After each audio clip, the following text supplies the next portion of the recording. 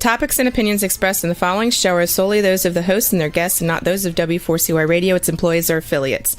We make no recommendations or endorsements for radio show programs, services, or products mentioned on air or on our web. No liability, explicit or implied, shall be extended to W4CY Radio or its employees or affiliates. Any questions or comments should be directed to those show hosts. Thank you for choosing W4CY Radio.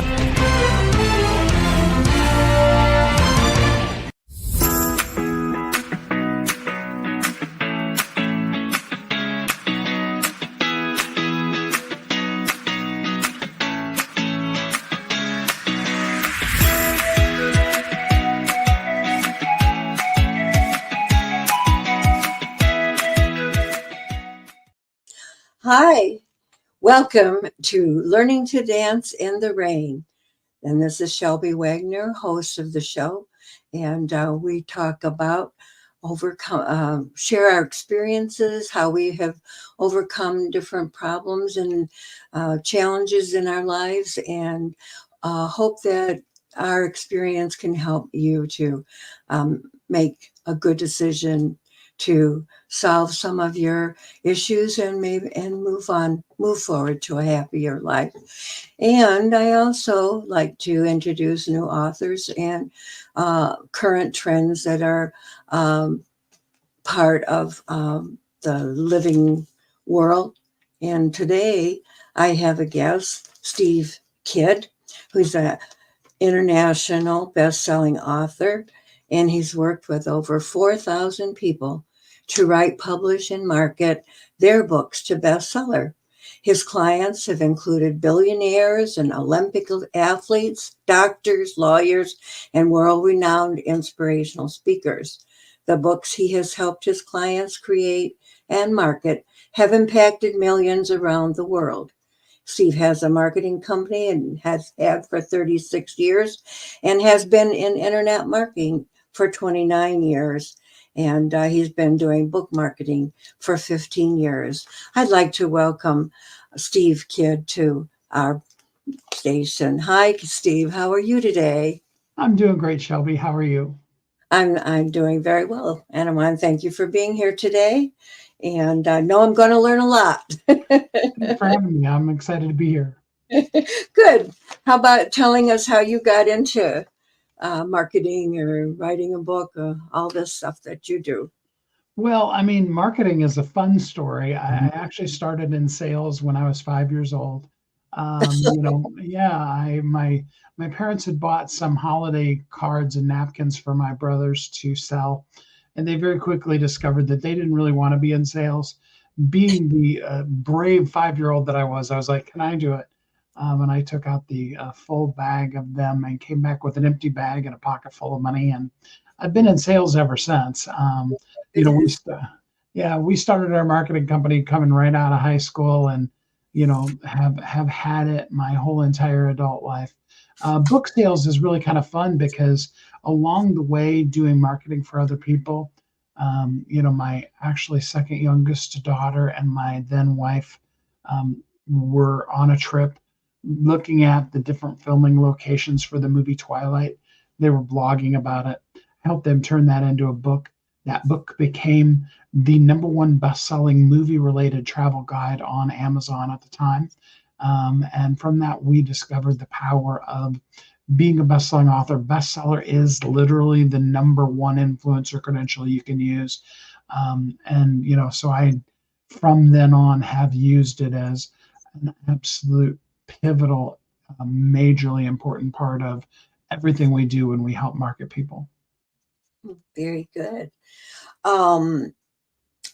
So what's one common trait that you might have seen amongst all these famous people that you've helped to become bestsellers? Is there a commonality, or are they all very different? Well, both. It's amazing how diverse and varied people are. But the common trait really has to do with mostly really getting out of our own way and sharing who we are and what we do. I mean, all of us get up in our head and we're like, oh yeah, but who could be valued from that? It's funny because if you really want to talk about the common trait, whether you're talking a billionaire or a stay-at-home mom, all of them think the same thing. Well, would anybody ever really want to hear my story? Yeah, been there, done that. Yes. Yeah. Can you tell us one success story that may be unusual or impacted your career? A surprise? I mean, personally or with the books? Personally, however. Oh, I mean, personally, the biggest thing for me has been and I didn't really understand it. I thought I was kind of a weirdo actually when I was younger, but was the ability to really perceive and see the value in other people. And all too often we're trained to judge and critique other people rather than find what's unique and brilliantly wonderful about them. And as I began to see the power of that empathy versus the pain of that empathy, if you will, it really became a real tool for me versus something that I kind of dreaded, if you will. Um, what, well, do you have a particular project that you enjoyed most or several? Or Oh gosh, in my personal books, and I love all of them, but I'm kind of partial to. I'm just finishing up the second book in the series. I wrote a book called Romeo, the Suicidal Parakeet. It's kind of my snarky wit, making kind of jabbing a little bit of fun at some of the things that people do and think in the world. It actually comes from a real parakeet that we owned when the kids were little. The crazy thing used to keep dropping itself on its head. We'd hear a crash and go in and be laying at the bottom of the cage, just all, and I always wondered what was going through that bird's head. So, yeah, during the beginning parts of COVID, I was like, I'm going to write the story about what's going through this bird's head. And it's just kind of an insight into how insane my mind is, but it's a lot of fun. And like I said, now I'm just finished with book 2 in that series. That one's probably in some ways the most fun for me. so you've got several books. Are they all on Amazon now? They're all on Amazon. Most of them are in my name. I do have one series that I have a pen name that I put those under. And what was the name of that one that you mentioned a minute ago? It's called Romeo, the Suicidal Parakeet. Okay, and that's the one that you're writing, or is that the first of the series? That's the first of the series. The next one coming out is actually Romeo on calling in sick to work. Romeo has gotten a job working HR, being the person who you call in with all of your excuses for getting, why you're not coming to work today, and he's just gotten sick of it. And so he's, going to make a commentary on the excuses that people make for calling in sick to work. Well, both of those sound like a lot of fun. Oh, they were a blast to write, and I really enjoy them. I mean, I hope everybody else finds them as funny as I do. And that's your best-selling one, that first one with the parakeet? Is that the? All 22 of my books are #1 international best-selling books. My probably very best selling book is my 20th book, which is called Bestseller is Only the Beginning. But yeah, Romeo was just kind of a real fun project for me.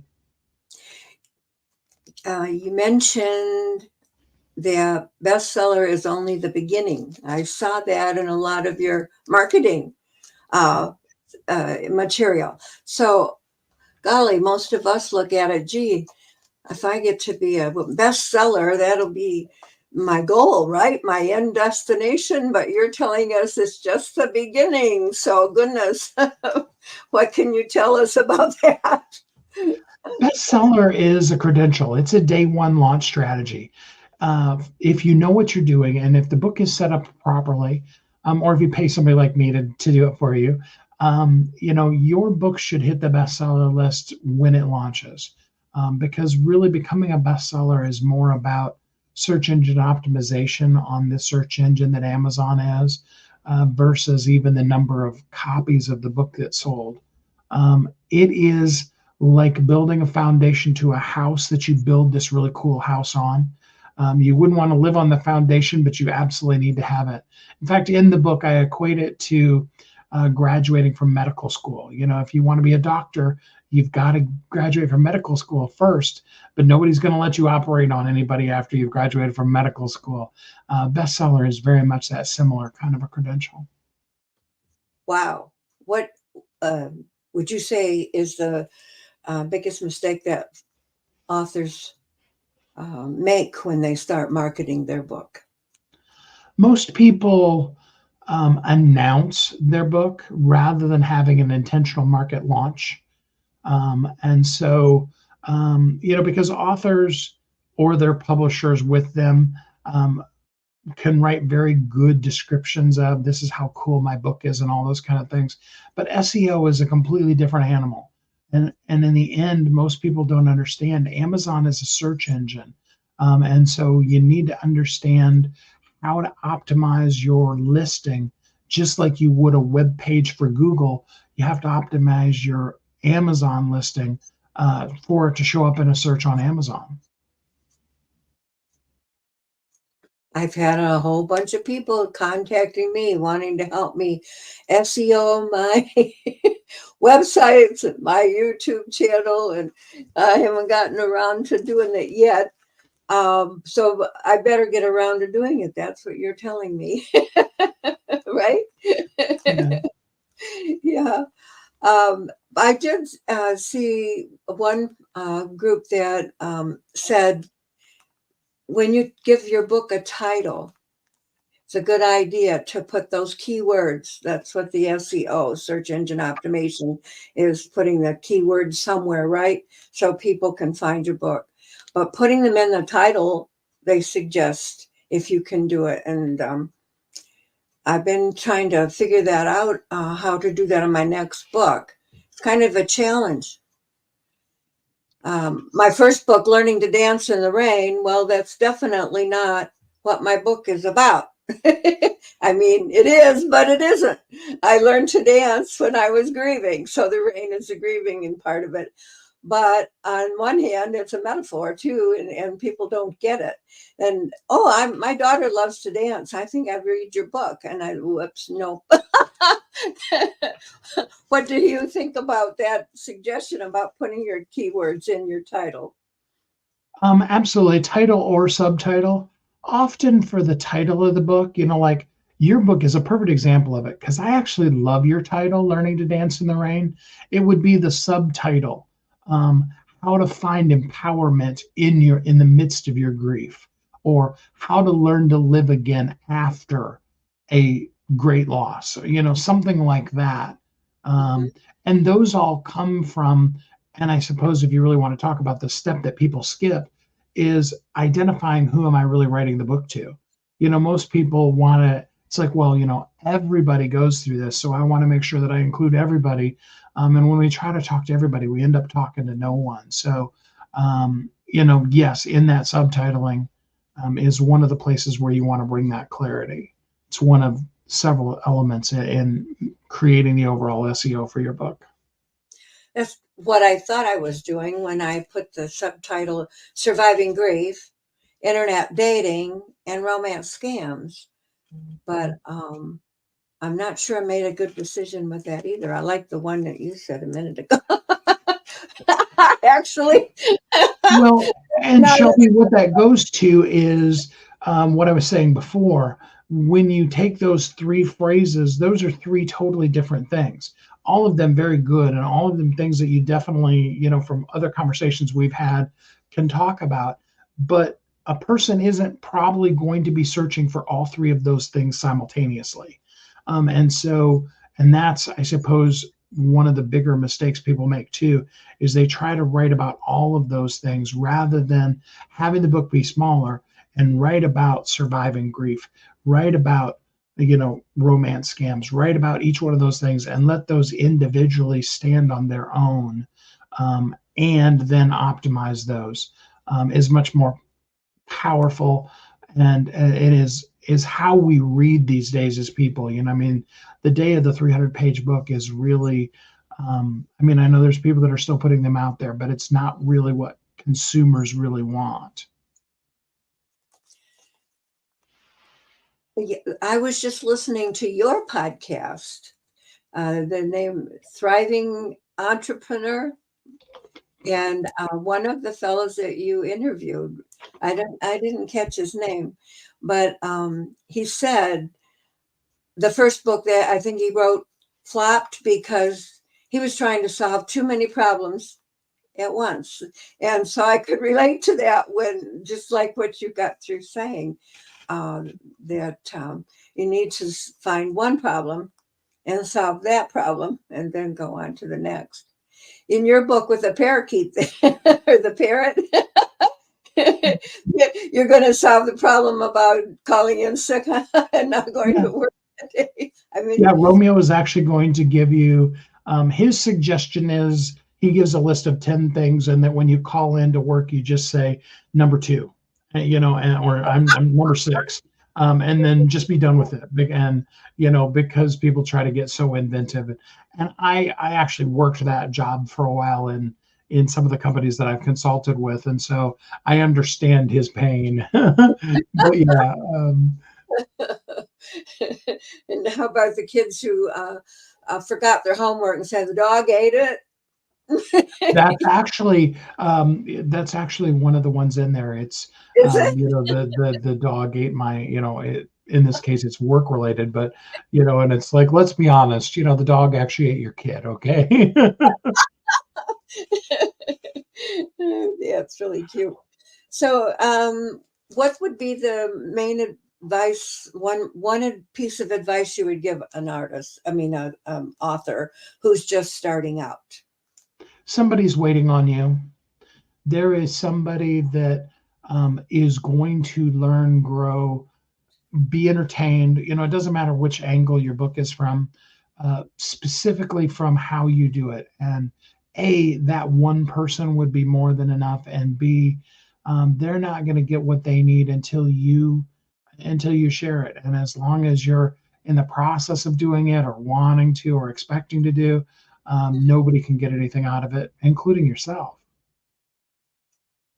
So it's important to realize that there's somebody out there that wants to hear my story. Yes. Needs to hear my story. That's kind of the reason for my podcast, is that there's somebody out there that we're going to touch each day, depending on, I have different people come in and talk about different subjects, scams, what is love, true love, how about dating, yours, of course, with the success in a bestseller, run for bestseller, or successful marketing. I believe that's what, become a bestseller, but you press the marketing too, right? Correct. Yeah. I mean, ultimately, we're a marketing company. So there's something for every, I don't know, maybe I'm trying to do too many things, solve too many problems, but I would hate to talk about scams every week. Right. And that's kind of my passion right there, so I have to spread it out, and I have to give hope to people that, hey, if you're going through a rough time, there is a hope for the future, that you can come through that tunnel of darkness and have a brighter life again. And I think the other fella that I heard on your podcast this morning, had gone through a bad time with the dentist. And I thought, if we keep going, we can overcome it, right? Mm-hmm. Of a problem. And I'm really sad today that so many people get so depressed about it and can't see the way on the other side.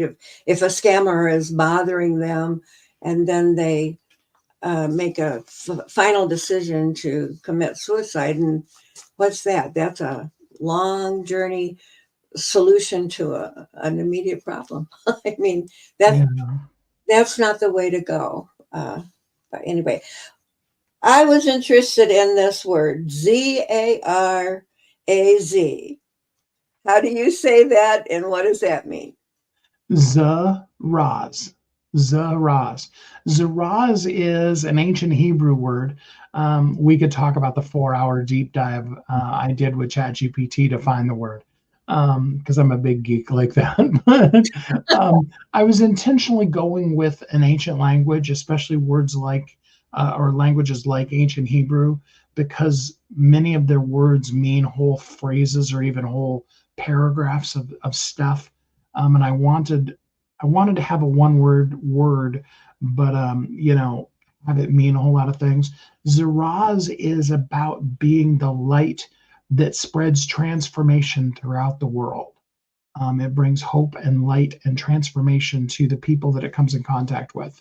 And as a company, that is, the heart and soul and core. We're actually in the process of rebranding ourselves. We'll probably change our company name even to that.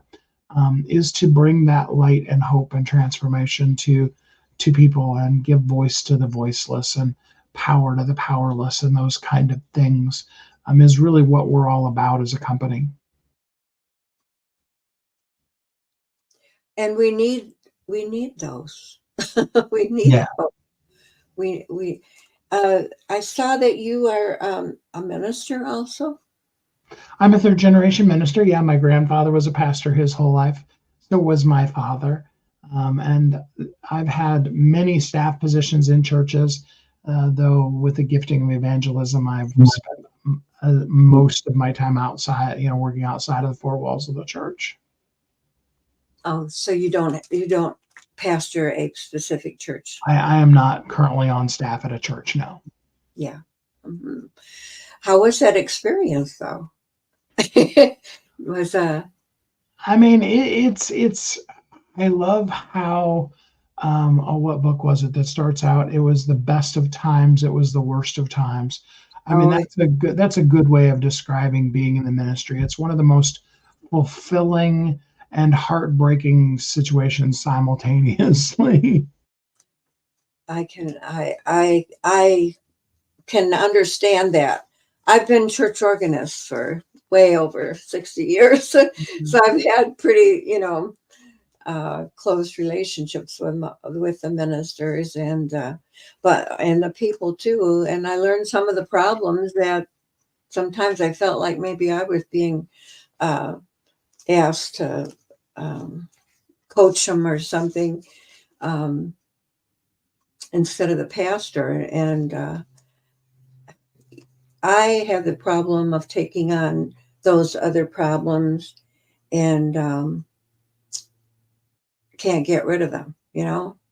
I thought about being a psychologist or a doctor or lots of different options that really, I took a test as a freshman in college there of what I might what might be good at. And it came up 6 different things. I said, well, this was a big help. Those are the 6 things I've been struggling with. But I was, anyway, I forgot where my train of thought goes on there. But yeah, a lawyer. I thought, oh, yeah, I could be a lawyer, right? I thought that would be fun. And then I thought, but I was too shy to stand up in front of the class and talk to anybody. So that wasn't really a very good idea either. And I took on their problems and couldn't get rid of them. So, okay. Rebel, I saw Engineer Tale of Two Cities. Was that for me? That's the book that I was referring to. Oh, Yes. Thank you. I oh, appreciate the. okay. Yeah. I was Yeah. Charles trying to Dickens, A Tale of Two Cities. trying to think of my next question there, and um, I saw that and didn't put it together with what had happened before. All right, let's see here. With 36 years in the marketing and nearly 30 years in internet marketing, what key changes have you seen in the industry, and have these changes impacted your approach to book marketing? I mean, of course, especially when you talk book marketing, the capability to be able to self-publish a book, which did not exist at all 37 years ago, and the ease of doing print on demand is such a huge difference. There's so many cool things. And now, of course, we've got some things, both good and bad, that are being done with AI. Some of which I can tell you some really great things, and some of which are really, really bad for the industry. Um, the funny part about the whole thing, though, from a marketing standpoint, is, again, using a quote, Solomon said, the more things change, the more they are the same. And it's interesting to see how the information that I was being taught as a 19-year-old by people who were experts in the 60s and 70s. I was a 19-year-old in the 80s for people who are doing math on how old I am. The things that they were teaching way back in the 60s and 70s are really the same basic principles now. And it's funny sometimes for me, for people to come out and go, here's a brand new thing that nobody's ever thought of. And it's like, yeah, except for that guy that's been teaching it for the last 40 years.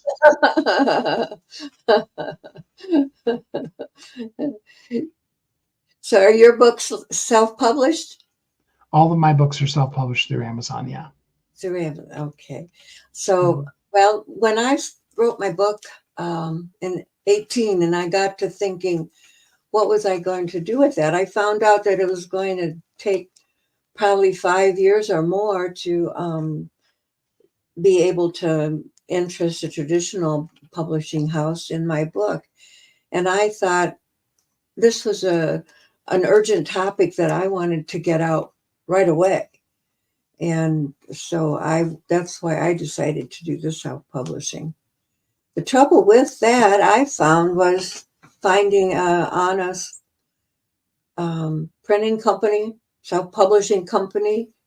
The first one was pretty good, but the second one, I felt took advantage of me and sold a lot of. They were more interested in selling me marketing programs than they were in selling my book. And do you have any advice as to how you could know going into it that maybe that self-publishing company would not be in your best interest? The number one thing, and there's two pieces to that. One is about the contract that they give you, but the easy question to really kind of start discovering it is, whose email address is going to log into Amazon. And you can almost, quantify where the company is and how much they do and don't know and how much they're going to be on your side based on, is it your email address that's logging into Amazon or is it theirs? Ultimately, that's going to mean if it's their email address, as far as Amazon's concerned, they own your book. And I unfortunately have worked with a lot of people through the extremely arduous process of helping Amazon understand, no, I am, Shelby Wagner, I am the person who wrote this book. Because author is really actually just a form field. They could have put any name in there. It's the contract that they agree to when they put up the book. And it's their bank account, their email address, all those kind of things. So that is the first place to start with the people.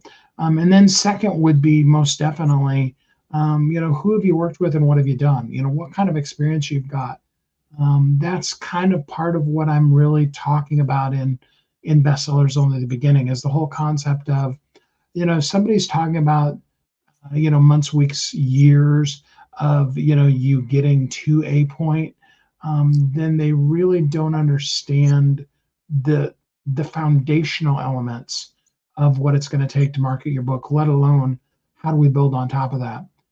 I would most definitely ask somebody, what's the process? What are you going to do to launch the book? What would be, whether I work with you or not, what's the thing that you do after that? And they should know that very clearly. And if they're not, then either A, they're a more traditional publisher, which means that they're good at getting the book out, but they don't really understand marketing at all. Or B, they're really just trying to sell you their particular service, or in many cases, just a box of books.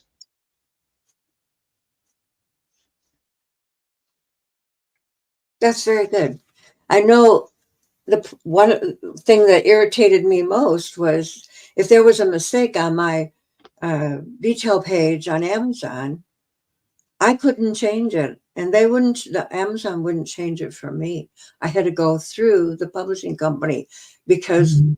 that's when I discovered, well, I own this book. This is my page. Why do I have to go through that party to get them to spell the word right or whatever happened, and that was very frustrating for me. Um, so I'm trying to do it actually myself on Amazon now, and I want to talk with you some more about that again afterwards. Yeah, absolutely. Yeah. Do you tailor your marketing strategies to fit the unique needs of the clients, like an Olympic athlete versus a world-known inspirational speaker? Well, yes, absolutely. Everything that I first off is started with a strategy session. Well, I call it a strategy session. It's really about defining who is the book for, what do they need, and what are you intending to reach with for them. That's going to be the underlying nature, whether we're helping you write the book or we're just doing the marketing, so that we know what's the intention behind the book. And like you said, even more importantly, who's the book for and what does that person need? Many times I feel like I'm standing in the gap for the person that is the reader and kind of helping the author see, and reach the reader that they really want to. So yes, they're very different. Derek Redmond, who is an Olympic athlete, the way that we presented his book versus, say, for example, Hernan, who just put out a book on the multicultural marketplace. Those are two very different markets, books, readership bases, all of those kind of things. So, how do they get in touch with you if a listener wants to write a book, let's say, and they need your help right from day one? Writing, you say you help them to write or create the book and publish it and marketing it. So, what would be the first step if I was, say, 5 years ago and I was brand new at this? First step would be, let's just jump on the phone, jump on a Zoom call. That's why I put my name as askstevekid.com. That goes straight to my calendar. That's why, I put it that way so that throughout the course of this entire time, people that are watching on video, they can write that down. Like I said, that goes straight to Calendly and you can schedule with me. AskSteveKid.com. It's kid with two D's for those that might be listening on radio. AskStevekidd.com.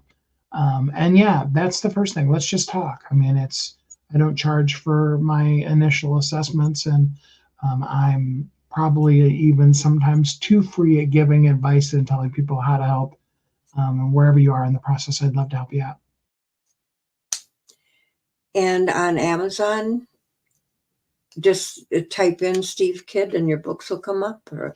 Yes. Now there is a fiction author whose name also is Steve Kidd. And I can tell you that all of my fiction books are not under my name. So if you see a fiction book, those aren't mine.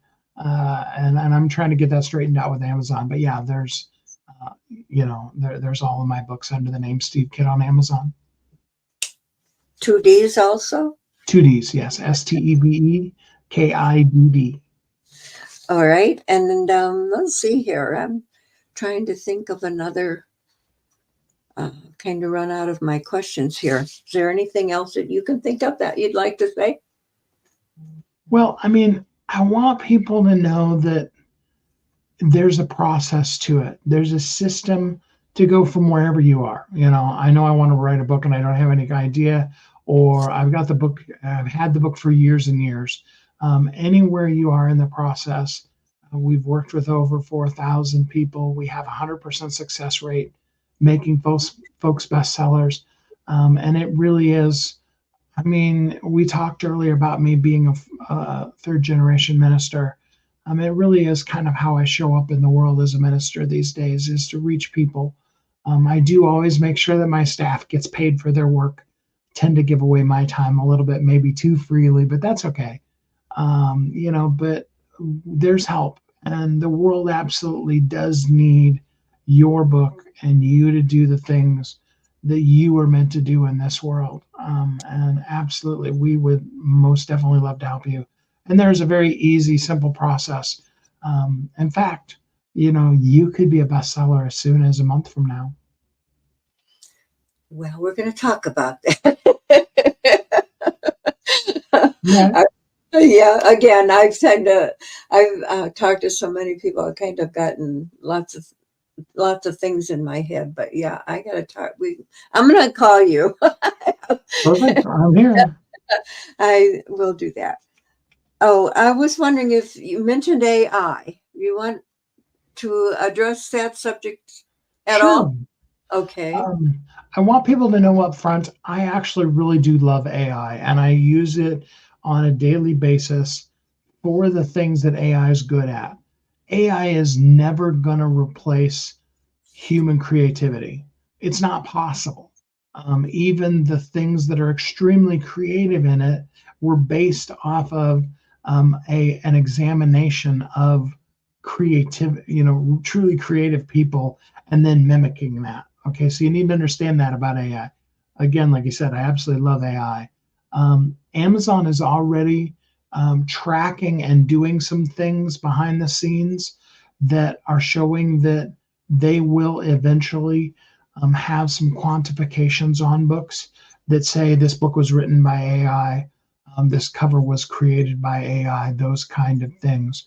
And they're already tracking that data, and you'll see in the not too distant future some of those things.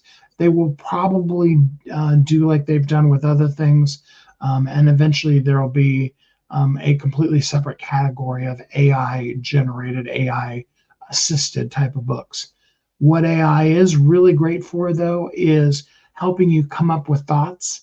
We all end up sometimes with writer's block, or how do I say a thing in a different yet creative way? And it can learn that. You can most definitely train Chat GPT to do a pretty good job of mimicking your voice. But even with that, and I've spent the last year actually training mine, and I still have to go through this stuff and be like, well, that isn't actually how I'd say it. So there's ditches on both sides of that road, is what I'm saying. But AI is really good for you and helping you see the things, giving you an evaluation. There's some really good grammar related AI programs that can point out where there's grammar issues. Again, don't just universally accept all the things they say, because some of the grammar things they're going to suggest, I'm not going to use the word wrong, because I've learned how creative grammar can be versus, an exact science that we were taught it in school. But it does help give you some good suggestions, of do you or don't you put a comma before the and in a series of things. And we could have a whole series of editors getting a great big fight over whether the comma does or doesn't go there. But yeah, there's some really great uses for that. And then when it comes to artwork, even if you don't completely use that, it can often help you visualize things, and then of course in the marketing of your book, to be able to give a video creation or image creation program that's AI driven, and tell it, hey, take this and create an image from it. You can make some really good memes and reels, and short videos and stuff like that. A really cool one that I've been working with this last almost month now is a program called Descript. It's de.com. And it'll take a long form video, like say, for example, our interview here today. And you can tell it, I'd like you to find 30-second or 3-minute or 10-second, whatever clips out of it on the subject of happiness, or scams, because I know that's one you do, Shelby. And it will go through that whole thing and it'll give you little excerpts from it. And of course, then in that case, it's your words or the person you're interviewing's words actually saying it. And it's a pretty fun way to take all of your long form video content and make it into short form. So yeah, there's a lot of really cool uses for AI. Let it be a tool, and always remember that nothing's going to ever replace you. Did you read where the judge had declared that images, I believe, that are created by AI for a person, that person does not own it then if it was created by AI and anybody else could then copy? You couldn't get a copyright, I guess is what I'm trying to remember. I didn't read that, but that makes total sense because, I mean, technically that wouldn't be a trademarkable or copyrightable material since it wasn't something that and again, that's why I said, I mean, nobody's ever going to replace creatives. Right. But that could be transferred then over to the whole writing of the book.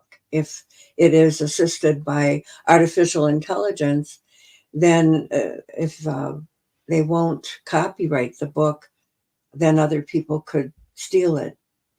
Well, unfortunately, as scary as that sounds, the truth of the matter is,